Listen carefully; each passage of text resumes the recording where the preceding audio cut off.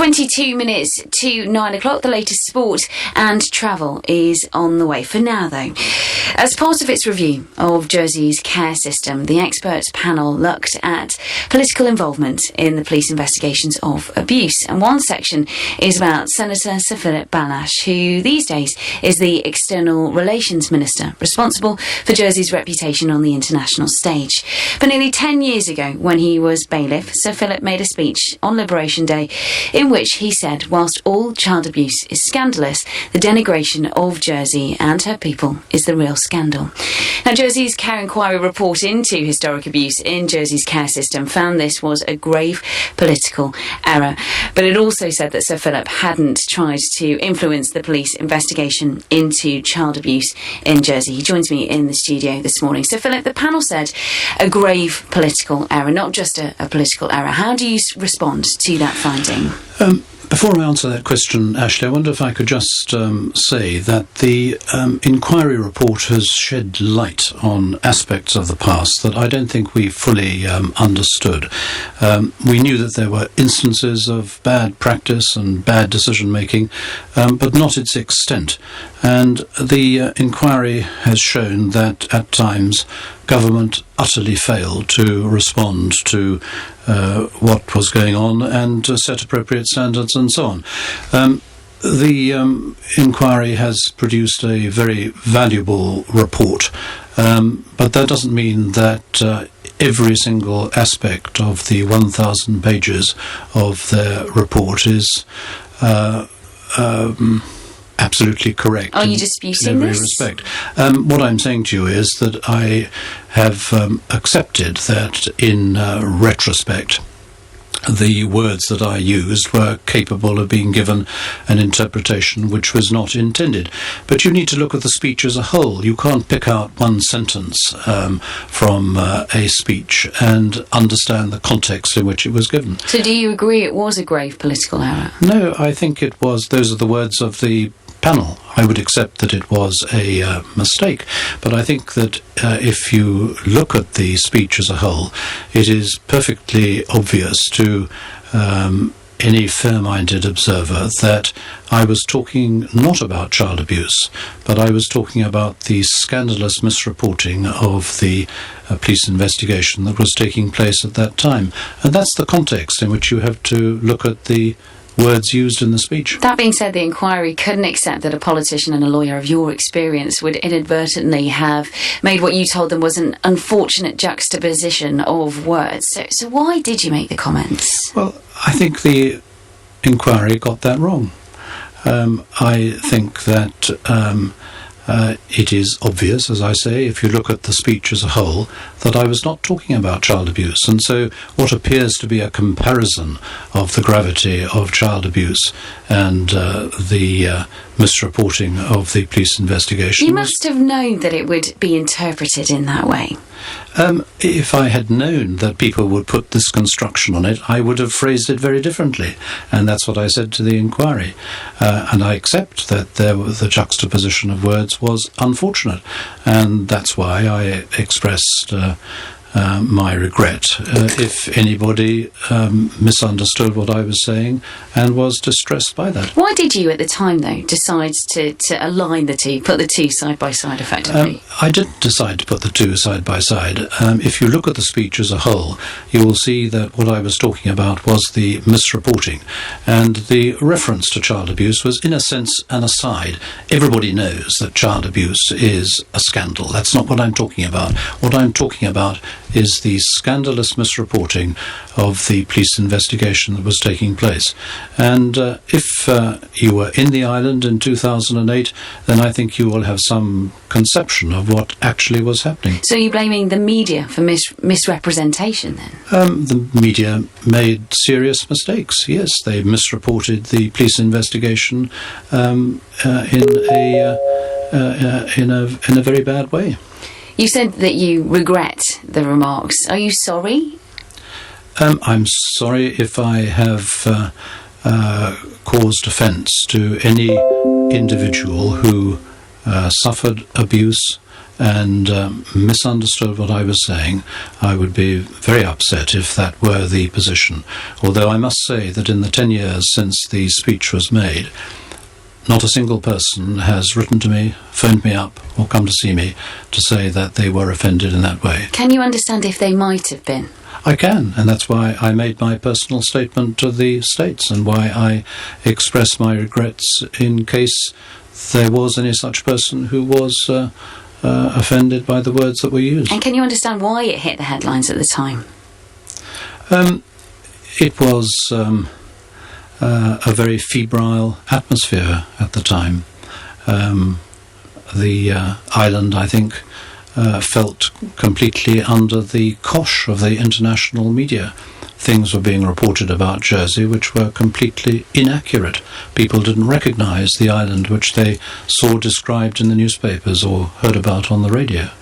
And that was the reason why I intervened. I wanted people to understand that this was not the case. So it was nervous times. If you were to go back and do it again, would you do it differently? Yes, I would do it differently, because it's always easy to be wise after the event and to recognise that people can misconstrue things that one has said. Now, another issue that's come up is the call to separate the dual role of the bailiff as the chief judge and the president of the state. As a former bailiff yourself, what do you make of that? I think it's a rather surprising comment of the panel of the Committee of Inquiry, because it was completely outside their terms of reference. It's a constitutional matter which they were not invited to consider.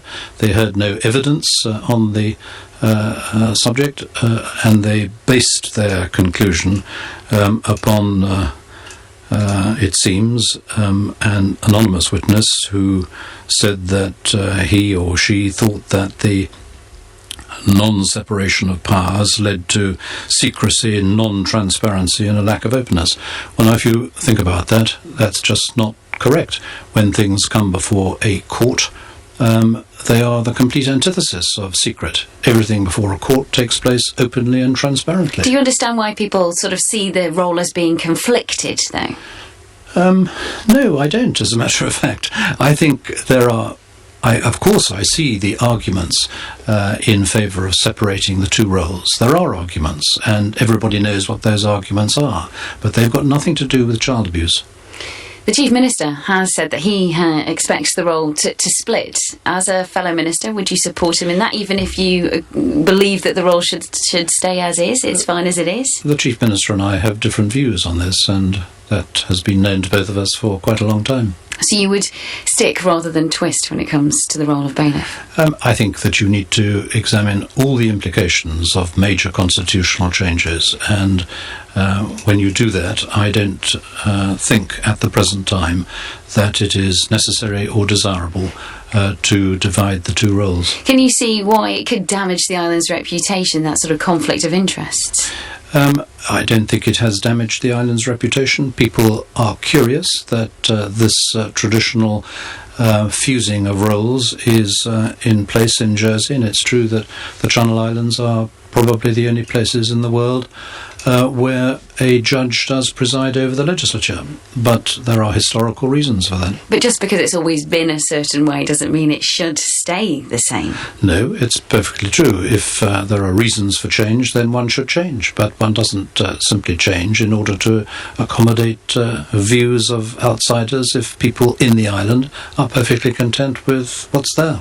Now, your focus at the moment is external relations. That's what you're in charge of. The Care Inquiry Panel was, to quote its findings, sure, the way in which Jersey is perceived internationally matters greatly to you. Now, critics say that whilst the bailiff could still be Jersey's civic head, it is time that that dual role was abolished for the sake of the island's name. I suppose that's what I was getting at with reputation. Do you agree? No, I do not agree. I mean, that's one of the arguments that is put forward by those who seek to bring about change. But I think you have to balance that against the way in which the system works in practice and in fact. In fact, The bailiff does not have a political role. The bailiff presides over the Assembly as an independent speaker, and so far as the Royal Court is concerned, procedures have been put in place to make it absolutely certain that the court is always an independent and impartial tribunal. But clearly some people don't feel that that is the case. Some people don't, but as you say, this is a controversial issue, and people have different views. Could it be argued that because your brother currently holds the role, that would be why you're protecting it? People might like to argue that. It would be completely untrue. I'm not in the slightest bit interested that my brother currently holds the office of bailiff in the context of the constitutional argument. I made the argument when Sir Michael Burt was the bailiff. I will make the argument when my brother's successor is in place. It's a question of looking at the issues and reaching a judgment on what is really in the interests of Jersey. Take a listen to this. One critic is Clothier Panel member John Henwood. This is what he spoke to us about and his views on the BBC earlier this week. The issue crystallises now around the duality of the role of the bailiff and the Crown officers. 20 years ago, the Clothier report recommended the separation of the bailiff's dual role. 10 years ago, Lord Carswell made a similar recommendation, and both times the state's refusal to act was based on the Jersey way, with no regard to what is acceptable to 21st century society. What would you say to that?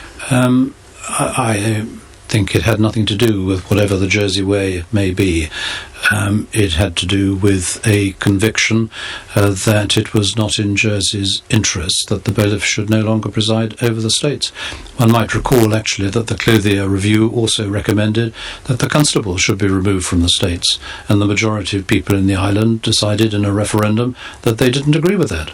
So not every recommendation in reports are accepted, and that doesn't mean that there's some misbehaviour or some secretive way of dealing with things. It's simply that people don't agree with the recommendations.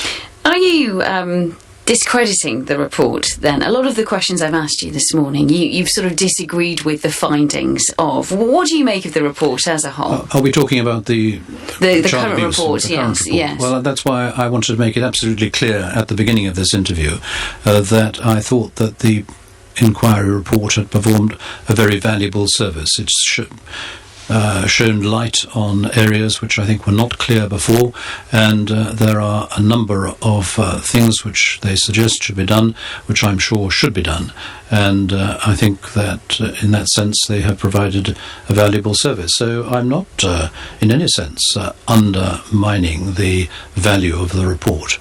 But I don't agree with every single part of it. Solicitor Sir Philip Bailhache, thank you for your time this morning. The Care Inquiry panel found that Sir Philip's linking of Jersey's reputation to child abuse in investigations was a grave political error rather than a considered attempt to influence the course of the police investigation. It's 9 minutes to 9 o'clock. You're listening to Good Morning Jersey with me, Ashley Tracy. On the way, the latest sport and travel. For now, with your headlines, here's Chris Stone. Good morning. Good morning.